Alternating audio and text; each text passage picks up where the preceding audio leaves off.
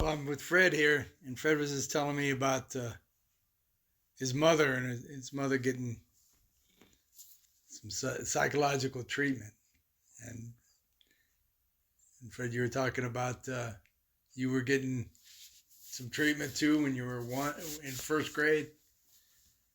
Okay, you want me to start there or back with the previous Start generation? wherever you want.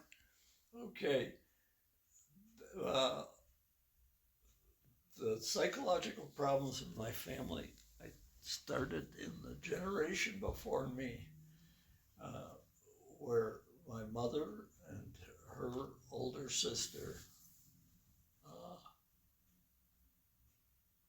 had their mother uh, die when my mother was an infant and her sister was just several years old.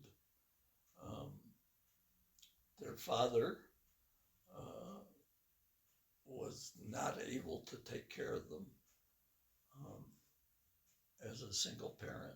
And so each of them, uh, each of the two little girls got farmed out to other uh, members of the family. Um, uh, my aunt, um, when she grew up, she married my father's brother. So there's a little aside here. So I have an unusual relative, a double cousin.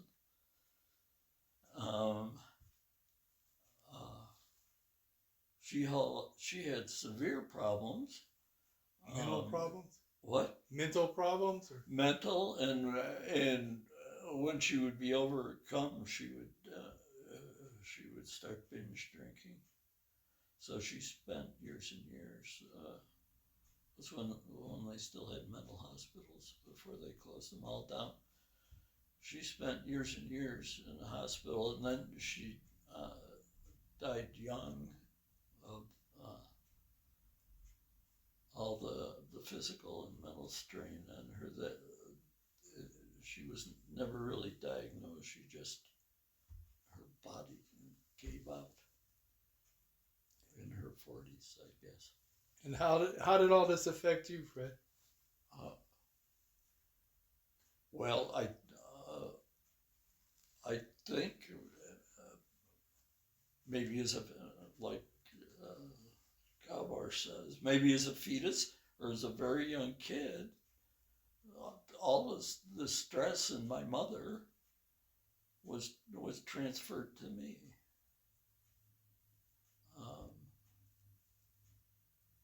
Because I always knew something was wrong, but to this day I don't really understand it.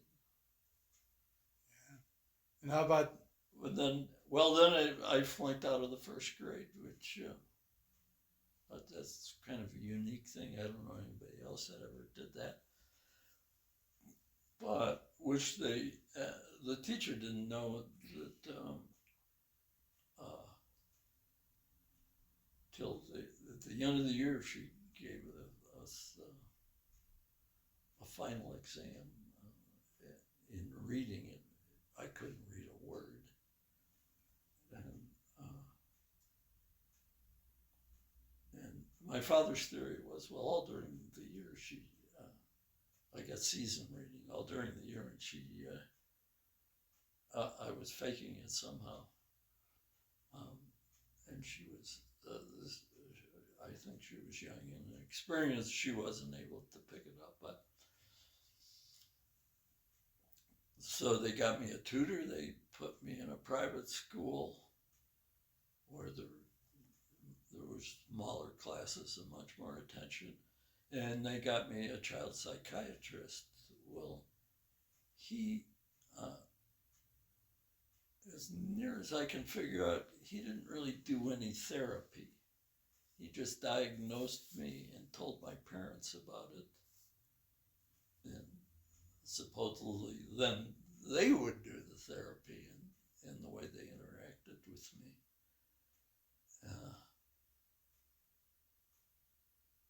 and what the biggest thing I can bring out of that today is that um, aside from the way he worked with me, was that my parents never told me about it, what he had told them. So you don't even know that? It is law. It's in my mother.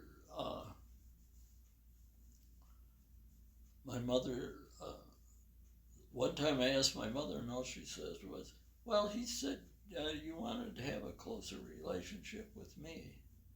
You know, that's not, which is certainly true, and I knew that, but that's really not much detail to go on.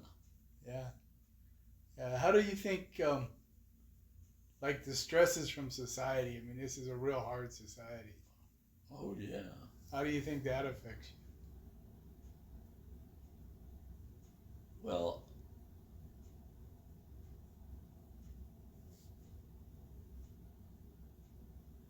um,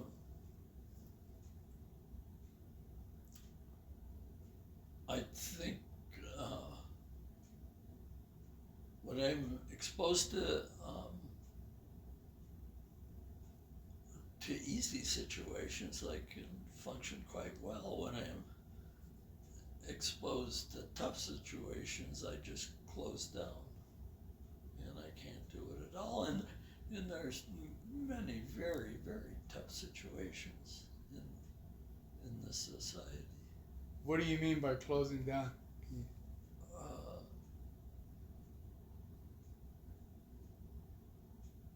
I just stop.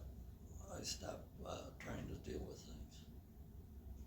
I give up, I guess, would be one way to look at it. Overwhelmed, maybe?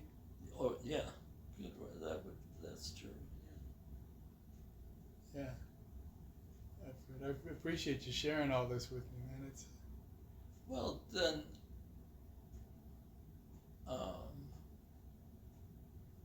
later in life,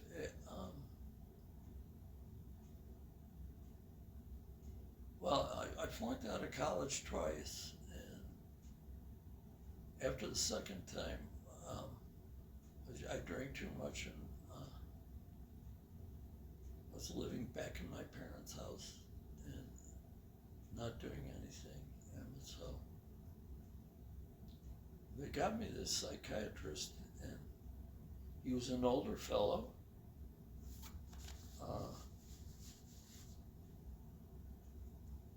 And I think he might have treated my mother, but I can't remember for sure. But he was the kind of guy that treated my mother all of her adult life. And he says to me one time, he said, "Well, you flunked out of college twice now." He said, "What are you planning on doing?" And I said, "Well," he said, I'm thinking of enlisting in the service so I can have some choice over what I do instead of them drafting me. I'm at their mercy." This was during Vietnam? What? This was during Vietnam? This is during Vietnam, but I was so out of it. I was just worried about being in the Army and having them fuck with me. It was too far beyond me to realize I could be killed. That didn't really bother me. I just did not think. That was part of my being overwhelmed, I guess. So he said, "Well," he said, "you can't go in the service." He said, I was an Army psychiatrist in World War II. Guys like you gave us a lot of trouble." I said, "Oh, can't go in." I thought to myself, well, that's even better than getting to do what I want in the Army. And so I said, "Well, how do I stay on?" He said, "I'll write you a letter." So he wrote me this letter, and I said, "What are you saying?" He said, "Oh, you can't have it." I'm not gonna, you can't hear that. It's for the Army. So he put it in an envelope and sealed it, and I had to take it to him. So they sent me to their psychiatrist, who is not regular Army. He was a contract guy, and he had certain problems with the English language. So I go into his office somewhere. It wasn't in an Army facility, and it was just in downtown Buffalo. And I go into his office, and he says, "They didn't send me any paperwork on you. What are you here for?" And I said, "My psychiatrist said I'm not fit for the Army." And he says, "Oh, what's he treating you for?" I said, "Well, we never put a name to it, but I guess depression." And he says, "Oh, are you depressed?" I said, "Yeah." He said, "Okay, you can go." That was it. That was it. And he wrote me out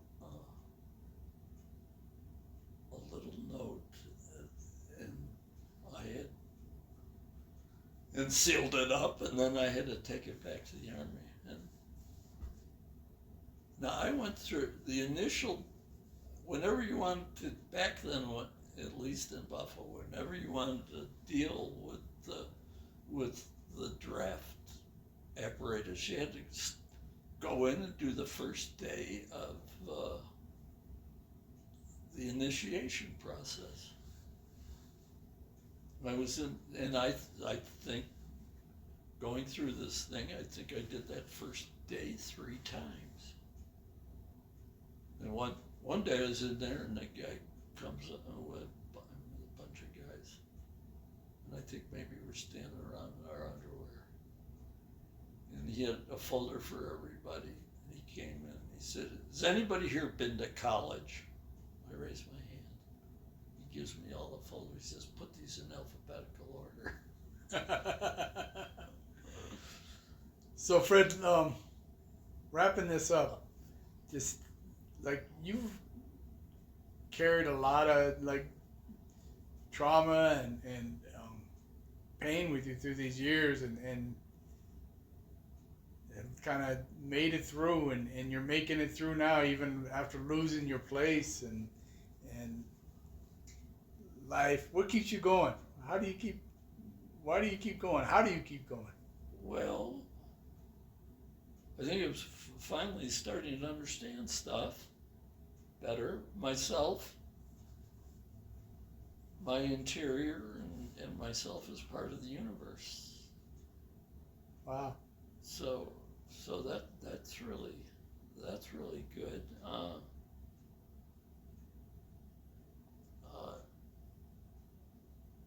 Trying to be a better person, that's exciting. Yeah. And it's up and down. Some days, some good days, some bad days. Sure. And I was struck by you flunked out of first grade because you couldn't read, and now you're one of the most avid readers I know. That's pretty amazing, Fred. I appreciate you. I used to be, for a while in school, was a real fast reader too.